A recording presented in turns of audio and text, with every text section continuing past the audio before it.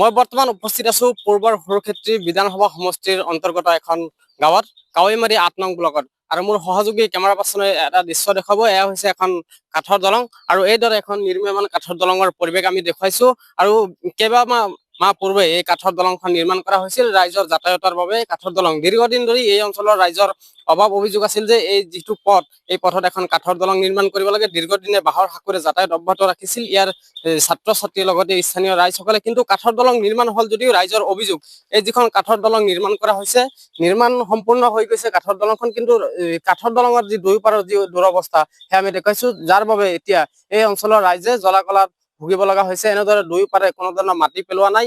যিগৰাকী ঠিকাদাৰে কাঠৰ দলং কাম কৰিছে, দলং সম্পূৰ্ণ হৈ এতিয়া ঠিকাদাৰক বিচাৰি পোৱা নাই গাঁৱৰ ৰাইজে। এইদৰে প্ৰত্যেক দিনাই যিসমূহ পথচাৰীয়ে এই পথেৰে যাতায়াত অব্যাহত ৰাখে তেওঁলোকৰ কাৰণে এতিয়া নৰক যন্ত্ৰণাত ভুগিব লগা হৈছে। এইদৰে খালৰ ওপৰত যিটো কাঠৰ দলং আছে আমি দেখুৱাইছো, এই পথচাৰীসকলে যান বাহন লৈ চাৰিচকীয়া দুচকীয়া বাহন লৈ, চাৰিচকীয়া সম্পূৰ্ণৰূপে বন্ধ হৈ আছে যদিও দুচকীয়া বাহনসমূহ এইদৰে তলেৰে এইদৰে যাতায়াত অব্যাহত ৰাখিব লগা হৈছে।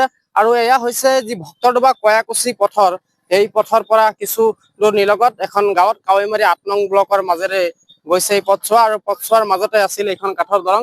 মোৰ সৈতে স্থানীয় ৰাইজ আছে। দাদা, আপোনালোকৰ যথেষ্ট অসুবিধা আমি দেখিছো। কাঠৰ দলং কিমান দিন ধৰি এনেদৰে আপোনালোকে যাতায়াত কৰিব লগা হৈছে? এইটো আজি 1 বছৰে পাৰ হ'ল। 1 বছৰত আমি এই বস্তুটো বহুত দিন যিজন মানুহে কাম কৰিছে তেওঁক আমি জনাইছো যে কামখিনি এপ্ৰ'চখিনি কৰিব লাগে। সি কৈ আছে কৰিম কৰিম বুলি কৈ এতিয়াতো বাৰিষাই আহিল। এতিয়া আৰু তাৰমানে এইটো বাৰিষাও যে ৰাইজৰ যে এটা জমৰ যন্ত্ৰণা এটা ভুগিব লাগিব সেই কথাটো দেখা পাই আছো। আৰু এতিয়া বেলেগটো আৰু নাই, আৰু 1 বছৰ আমি ভুগিবই লাগিব।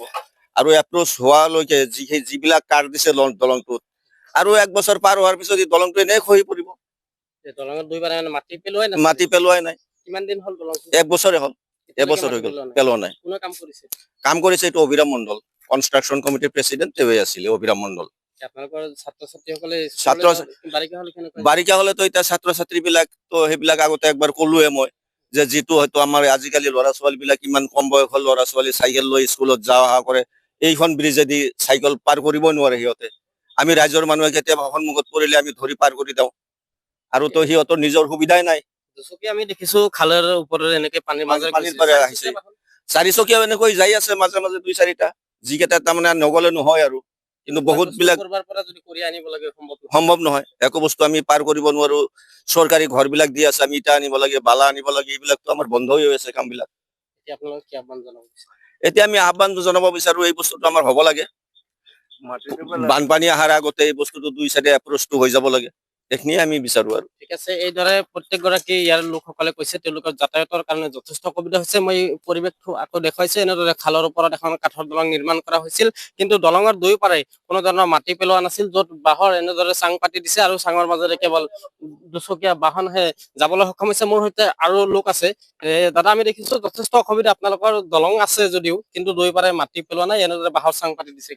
আজিতো কামটো বহুত দিনে হ'ল কৰি থোৱা, এতিয়াতো আপোনাৰ বাৰিষাই হ'ব ধৰক। যদি ইয়াৰ মাজতে কামটো কৰি নিদিয়ে ধৰক মানুহখিনি ৰাইজৰ আমাৰ বহুত কষ্ট হৈ অহা যোৱা কৰাৰ কাৰণে, সোনকালে যদি কৰি দিয়ে ধৰক কৰ্তৃপক্ষই কামখিনি আমাৰ ভাল হয়। 1 বছৰ হৈ গ'ল কিন্তু বৰ্তমান মাটি পেলোৱা নাই। কাৰণ কি বুলি ভাবে? কাৰণ মানে ইহঁতৰ অলপমান বুজাবুজিত কিবা বৰমৰীয়াসকলৰ আছে বোধ থাকে, সেইকাৰণে বোধ এনেকে থৈ দিছে নেকি চাগে।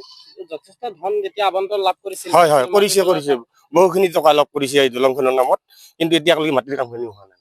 আপোনালোকৰ যাতায়াতৰ কাৰণে বিৰাট অসুবিধা হৈছে আমাৰ ৰাইজখিনি, অকল আমাৰে নহয় গোটেই সম্পূৰ্ণ ৰাইজখিনিৰ অসুবিধা হৈছে। 2-3 মাহ পিছত বাৰিষা আহিব, আহিব আপোনাৰ 2-3 মাহ নহয় আৰু ধৰক 1 মাহ পিছতে বাৰিষা হ'ব। তেতিয়া মাটি পেলালেও কি হ'ব, আপোনাৰ বৰষুণতে মাটিটো দপিনে মাটিটো ওলাই গুচি যাব, তেতিয়া ৰাস্তাটো নাইকিয়া হ'ব দলং উঠাৰ কাৰণে। ঠিকাদাৰৰ ভুলৰ কাৰণে এই কামটো হৈ আছে।